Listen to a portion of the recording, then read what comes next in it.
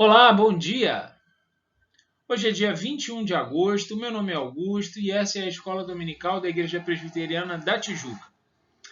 Hoje, encerrando um ciclo que a gente fez aqui de examinar alguns fragmentos de temas fundamentais da Escola Dominical, que nós chamamos aqui de Fundamentos da Fé.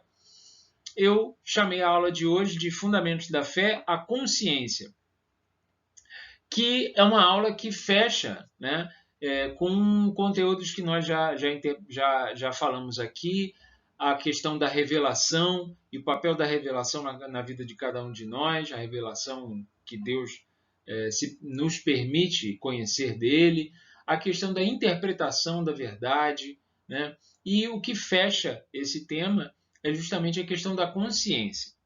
Vamos entender como e por quê. Vários itens são necessários para se fazer a interpretação da palavra, a interpretação dos testamentos, né? A chamada hermenêutica teológica. Né? Porém, todos os livros que a gente consultou, as fontes que a gente consultou, destacam aquilo que não poderia ser diferente. Né? O que é mais importante e indispensável para fazermos a interpretação da palavra não é nada que seja exterior, um conhecimento, um diploma, um livro que se tenha contato. Não. O que é mais importante e indispensável é justamente a espiritualidade. O que é a espiritualidade? O que é a vida espiritual? A relação pessoal e secreta que cada um tem com Deus em sua própria consciência.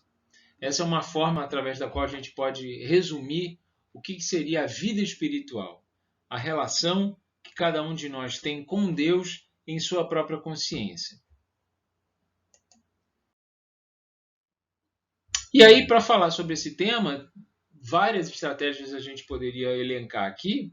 Eu resolvi optar por uma que é fazer um estudo com alguma profundidade aqui, aquela que é possível fazer nesse nosso modelo, das palavras do apóstolo Paulo, né?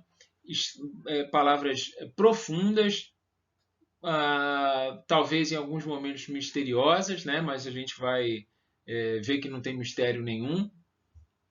As palavras do apóstolo Paulo em Romanos 14, versículos 22 e 23. A fé que tens, tem-na para ti mesmo, perante Deus. Bem-aventurado é aquele que não se condena naquilo que aprova. Mas aquele que tem dúvidas é condenado. E tudo que não provém da fé é pecado. Caramba! Parece misterioso? Não. A gente pode avançar aí e ver que não tem necessariamente mistério aí não. Tem palavras bem diretas para o nosso entendimento. Primeiro, pensando sobre essa passagem, né? A fé que tens, tem-na para ti mesmo perante Deus. O que é fundamental? A fé não é uma disciplina pública, um papel ou uma máscara social. Né? A fé não é uma disciplina pública, não é uma coisa que você desempenha, né, para que outros vejam que você sabe desempenhar. A fé só é fé quando é a relação espiritual que temos com Deus. Isso é a fé. É a relação espiritual, pessoal e íntima que temos com Deus na nossa própria consciência.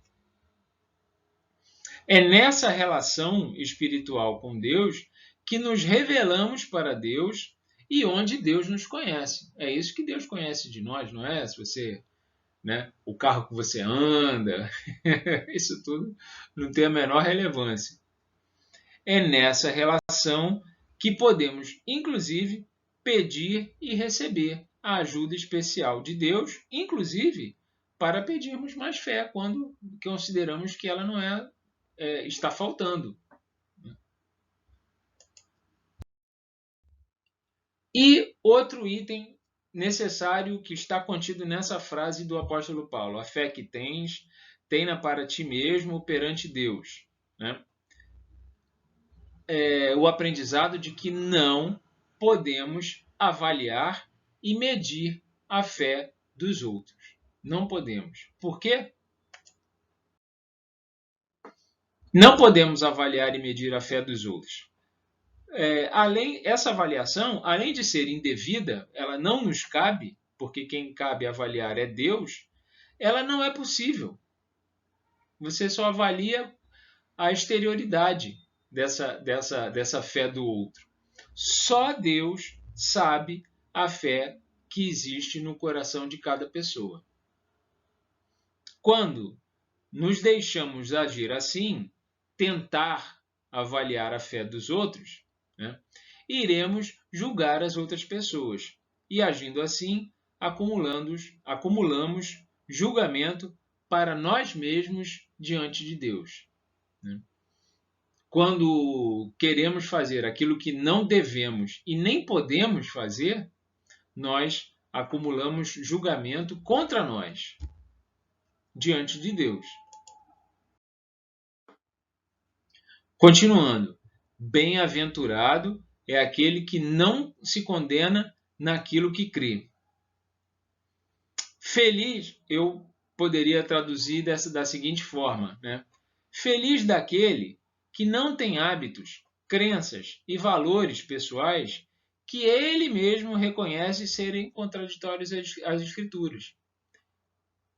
Creio eu que seja isso que o apóstolo Paulo está dizendo, que quando ele fala bem-aventurado é aquele que não se condena naquilo que crê.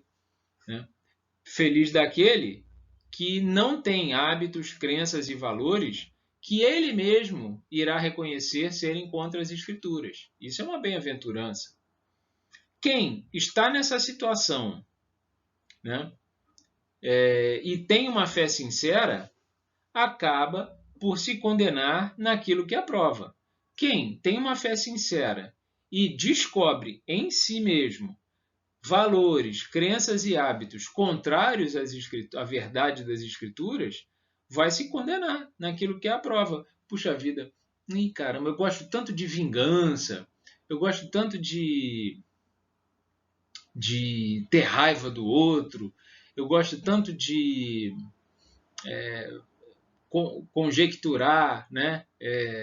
Odiar o outro, puxa vida. E aí eu descubro que isso é contrário às Escrituras, então se eu for sincero, eu vou me condenar naquilo que eu aprovo. Eu aprovo, né? E posso e devo pedir a Deus que eu pare de aprovar isso que ele, Deus, desaprova, segundo a sua verdade. Né? Puxa, Deus, que eu possa finalmente me livrar do espírito de vingança, que eu possa finalmente, verdadeiramente, né, não desejar a vingança. Quer ver que coisa boa que você pode pedir a Deus isso? Uma atitude maliciosa será esconder de outras pessoas esses hábitos, crenças e valores que a própria pessoa sabe serem contrários às Escrituras. Né? E manter secretamente esses hábitos, crenças e valores. Essa é a atitude maliciosa. É quando eu vou agir como se eu não tivesse esses valores e hábitos. Né? Eu gosto de vingança, eu gosto de pagar mal com mal, eu gosto de invejar o outro, né? Eu sou apegado a amarguras, né? Por exemplo, né? E aí eu finjo que não, mas eu me conformo em continuar com aquilo, ao invés de pedir que Deus retire de mim aquilo que não é a sua verdade, eu cultivo aquilo e finjo que não tem, só perante os outros. Aí essa é a atitude maliciosa, né? Que também não tem razão nenhuma de existir, aonde nós acumulamos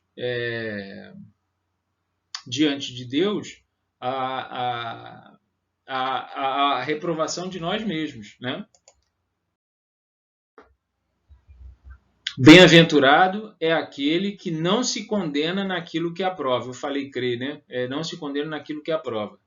Quem está nessa situação e tem uma fé sincera, pode pedir a Deus que mude esses hábitos, crenças e valores pessoais contrários às Escrituras. Fazendo assim, ela poderá ser absolvida da condenação de sua própria consciência. Ah, condena, quem condena, Deus condena. Não, peraí. Quem te condena é a sua própria consciência, sabendo que você cultiva hábitos, valores e crenças contrários às Escrituras. Então, por que não pedir a Deus, né, que mude esses hábitos, crenças e valores, para que você não se condene naquilo que aprova?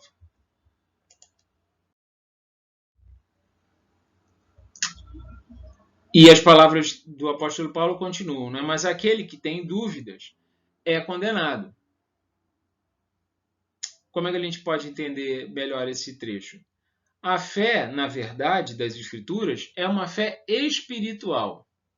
Nossa relação com Deus é uma relação espiritual. É aquela que acontece secretamente na nossa relação individual e íntima com Deus.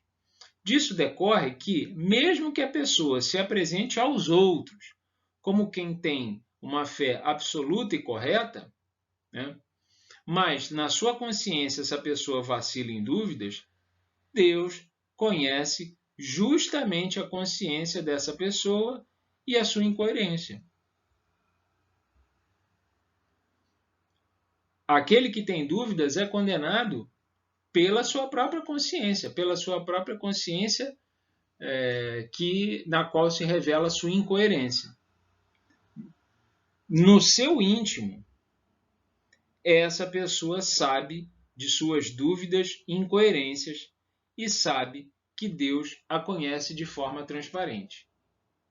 Por isso que ela se condena, porque ela sabe no seu íntimo que Deus sabe da sua incoerência.